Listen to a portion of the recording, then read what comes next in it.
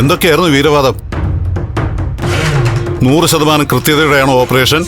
മുൻപ് സംഭവിച്ച വീഴ്ചകളൊക്കെ ഇത്തവണത്തേൽ തീർക്കുമെന്നു. ഇനി കാര്യങ്ങളൊക്കെ കൈക്കുള്ളിലാണെന്നും. എന്നിട്ടിപ്പോൾ എന്തായി? അന്ന് ആ വീട് സെർച്ച് ചെയ്തപ്പം ഞാനും തിരിച്ചറിച്ചു ഒക്കെ നിന്റെ മിടുക്കാണെന്ന്. തെളിവുകളുടെ ഒരു നിഴൽ പോലും അവിടെ ഇല്ലായിരുന്നു. ഇപ്പൊ മനസ്സിലായി, നിന്നെ വിറ്റ കാശുള്ള ആരോ ഒരാൾ ഇതിന്റെ പിറകിലുണ്ടെന്ന്. നമ്മുടെ എല്ലാ നീക്കങ്ങളും അയാൾ അറിയുന്നുമുണ്ട്.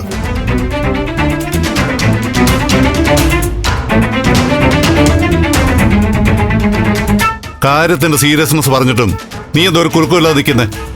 എന്തെങ്കിലും ഒന്ന് പറവല്ല. ആദ്യം പാപ്പ പറഞ്ഞു തീർക്ക്, എന്നിട്ട് ഞാൻ സംസാരിക്കാം. ബെല്ല, ഇതെല്ലാ കാര്യങ്ങളും തിരിച്ചറിഞ്ഞിട്ട് ആരോ കളിക്കുന്ന കളിയാ. അങ്ങനെ ഒരാൾ കളിക്കുന്നുണ്ടെങ്കിൽ ആ കളി തീക്കളിയാണെന്ന് അവർക്ക് മനസ്സിലാക്കി കൊടുക്കുന്നുണ്ട് ഞാൻ. എന്ത് മനസ്സിലാക്കി കൊടുക്കുന്നു? നിന്റെ കയ്യിൽ നിന്ന് ഇത് പോയി കഴിഞ്ഞു. ബോളിപ്പം മറ്റാരുടെയോ കോർട്ടില്ല.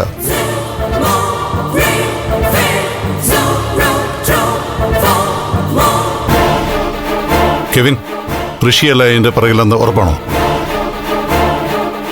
സാറേ, ഞങ്ങൾ ഋഷിയെ സംശയിച്ചിരുന്നു. പക്ഷേ ഇതിപ്പോ ഋഷിയല്ല, ഉറപ്പാ.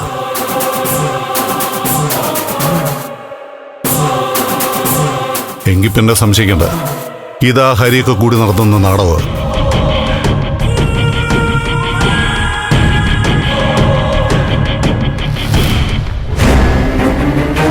അല്ല, ഋഷിയുടെ മരണത്തിൽ അവർക്ക് എന്തോ സംശയം വന്നിട്ടുണ്ടാവും.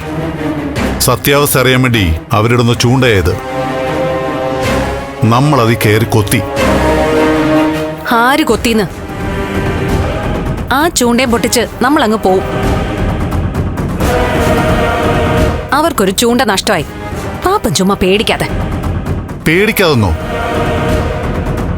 നോക്ക്, നമ്മളെല്ലാവരും അകത്തു പോകുന്ന കേസായത്.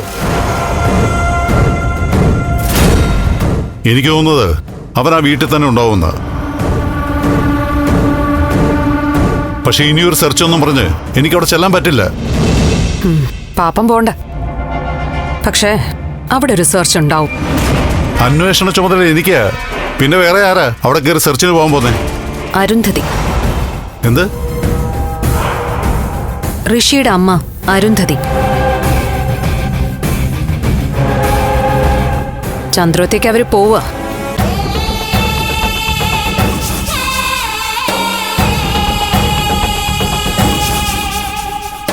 അവിടെ നടക്കുന്നതൊരു നാടകമാണെങ്കിൽ ആ നാടകത്തിന് കർട്ടൻ ഇടും അരുന്ധതി.